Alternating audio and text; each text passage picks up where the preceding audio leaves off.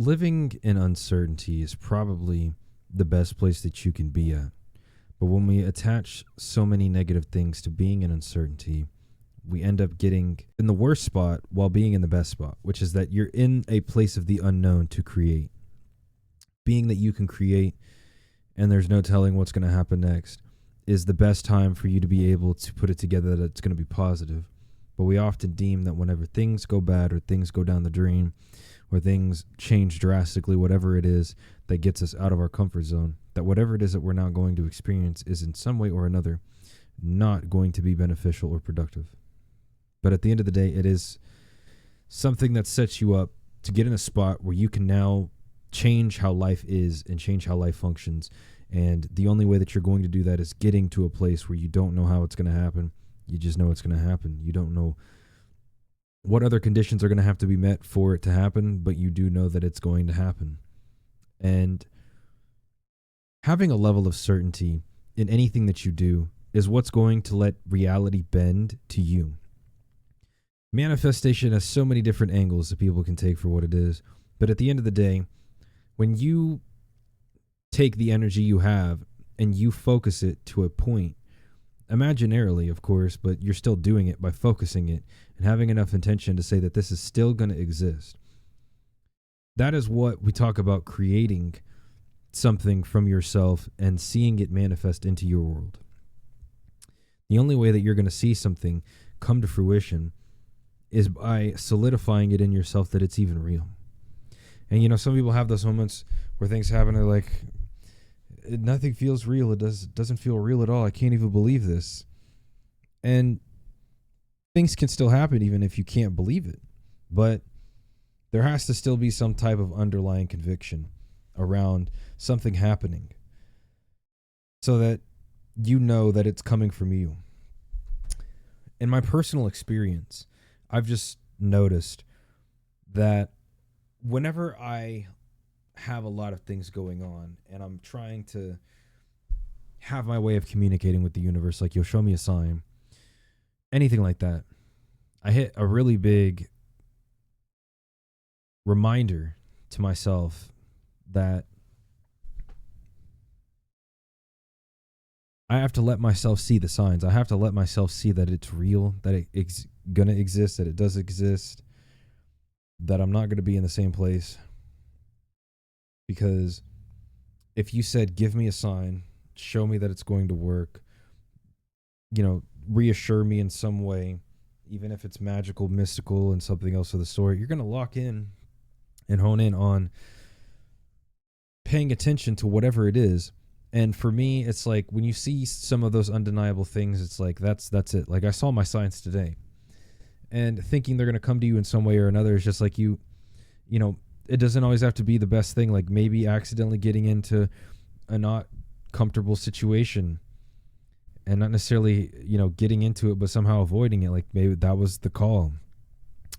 Repeating numbers, something else of the sort. You never really fully know what it's going to be. But as long as you're paying attention, whenever you start saying, I want to see the signs, I want to let myself be guided by what I feel like I should do. And just, if that's right, then show me it is. And if it's not, then show me it's not. And that is what lets reality really bend around you when you finally are going to hone in on saying that this is going to be my world.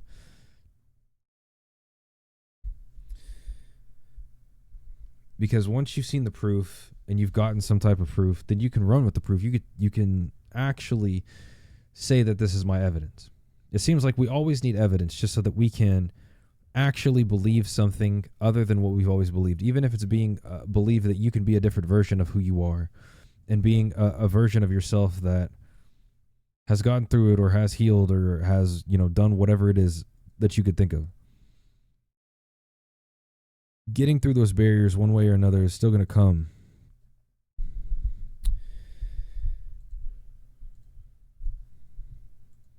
Okay.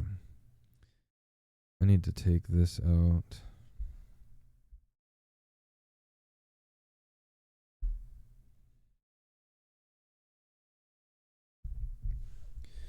A lot of people get tripped up in trying to get.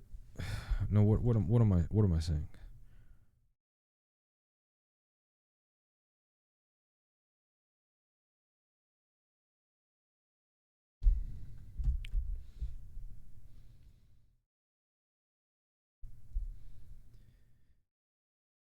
if you wait for the, if you're going to wait for you to feel like doing something, then you probably should never do it at all. And just completely put it down there. Because if you don't find the curiosity of seeing what you could do, of testing yourself, of being involved for some other reason other than, man, I just feel like it, then your system is already built on rejecting the opportunity to let yourself be free, roaming around in unknown territory. Because having to get into anything new is going to be unknown territory. But not letting yourself even dip your toes in because you're already building a preconceived notion sets you up to not be able to grow. I'm going to put it in God's hands. I'll put it in God's hands. Listen, at the end of the day, when something's got to get done, you just... Huh? At the end of the day does end. But you just got to put all the problems in God's hands. Goofy story. My mom has 2 cats, which one of them is named Fat or Snowball or Sunny or there's a bunch of names for him. But he's not one of those cats where like he's actually fat. You know what I mean? Like rounded. He's just, his breed is large. He is. We also call him large. He is a very big cat. And at my mom's house, you know, he's very vocal. When he wants you to feed him, he will just bother you. Like he'll meow at you and he'll yell at you and he'll be on you. And we've had multiple times where me and my girl would be in the room and we'd be going to sleep and we'd start hearing, it sound like a banging, almost like a ghost or like a person. We think someone's knocking at the door and we go open it up and it's just this very large cat saying, "Meow, feed me." Like, the goofiest, he is funny. I need to get it. I know I'll be able to get a video of that at some point because I'm sure in the future, if I'm ever around that cat again, the prime opportunity will come where he's gonna at 4 a.m. walk up to, like, I'm talking like, bro, it literally sounds like a person knocking. I don't know what he's doing because it's not like he's scratching on it. Like it sounds like he is like knocking. It's crazy. Oh God, yeah. It literally sounded like he was banging on the door. Like, "Meow, meow, let me in, meow." Like, all right, I'm gonna teach y'all what I've learned about trying to get rich and get your finances right. And I am no means an expert. I don't like have it all figured out yet. I just came from a place where nobody had it figured out, and I've had to learn through a lot of trial and error, a lot of watching YouTube videos, just trying to figure it out. So that way I know I'm prepared to be able to be a wealthy person and live a very good life once other things in my world pan out as they need to. So I think the number one thing to simplify this, I'm not here once again to do a finance class. I'm just going to tell you exactly what I learned, is that when you get money, the biggest problem people have is that they take money and then they buy stuff with it. And when you buy stuff that doesn't do anything for you, like it's just a material item, or you're paying bills are the same thing. Anything that is an expense, it's just gone. The money's gone. It's just goodbye. And what wealthy people do is they, instead of it just being a line, you know, one and you're done, you just one place to the other, it's a triangle.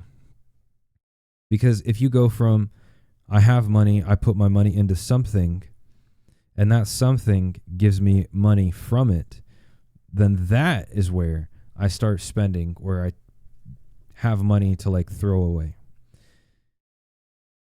If you understand how valuable the money you have is, that it's valuable enough to go make you more if you can put it in the right place. And I'm not saying that this is something like, oh man, I got $100, let me put it somewhere and make another $100 every day, and like, man, that's just gonna make me so much. Like, no, I'm talking like doing this on a large or long-term scale. You need to think in longer terms, 5 to 10 years, maybe even longer than that, because that's the whole point of having an asset, is that wealthy people have assets and they deal with assets. That is their ultimate revenue. That is their ultimate like source of what money even is. It's not money. It's just assets. And so if your money is going into things that can give you dividends, then your assets are worth having.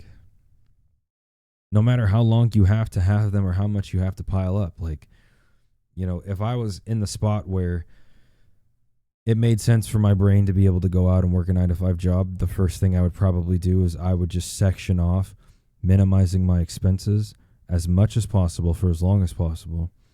Like, if you can stop giving into the temptation of luxury before you're wealthy and before you have something set up in place to pay you or to set you up, then that's the only way that you're going to win, or you're going to be able to set up having your foundation for long-term wealth. Because, like, I've had times where I had to come up, or I've had come ups, and if I had known that just like, okay, take this amount of money and put it here, do this or do that, try and just get a 10x out of your money within a year.